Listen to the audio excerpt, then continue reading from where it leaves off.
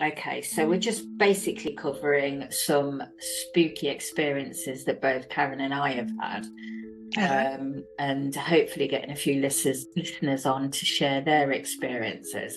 I don't know whether you've got anything that you'd like to share with us that's a little bit out there and woo-woo. Well, you would think I'd have a lot being a nurse, wouldn't you? And working in very old hospitals. Yeah, Nothing. Yeah, it's funny you should say that. Not yet. Yeah, I've spoken to a few nurses this week that have given me some. I don't think it's so much near-death experiences, but deathbed visitations.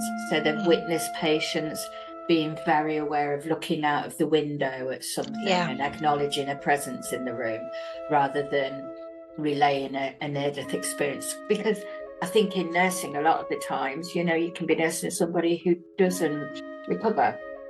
So you don't get to see that no, but it's true, isn't it? You don't get to see that near-death experience, but you might. Well, especially where I worked.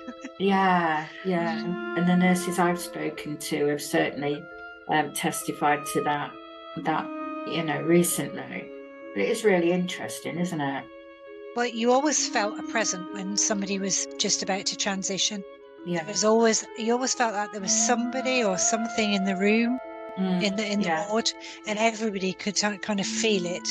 And then once the person had passed over, it would lift, and that's when we'd open the windows to let the soul out and everything like that, which they don't do nowadays. Which is, do they not?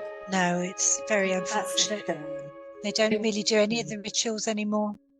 Yeah, I'm a bit down with the letting the soul out, although obviously that's probably more for our comfort than theirs. Yeah.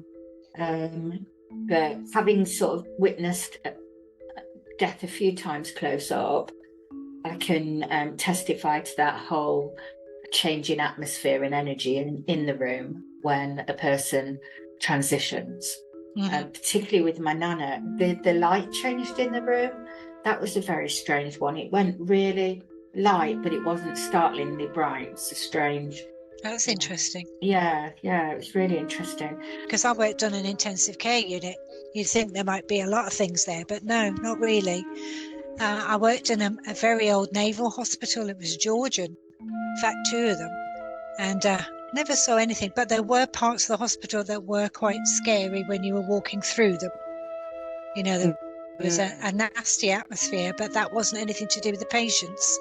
It was just kind of a negative feeling down in the dark. I don't know what that was, but the only thing I really remember was my friend and I were on nights together when we were about 18, 19, and the television turned on about 2 o'clock in the morning, and it used to do all that white snow, kind of like that, really loud, and it wasn't plugged in, and the two of us would go nowhere after that on her own. The 2 of us went down to the sluice to get a bedpan. The 2 of us went for coffee. It was, yeah, that's together, because that was quite scary. Yeah, I bet it was.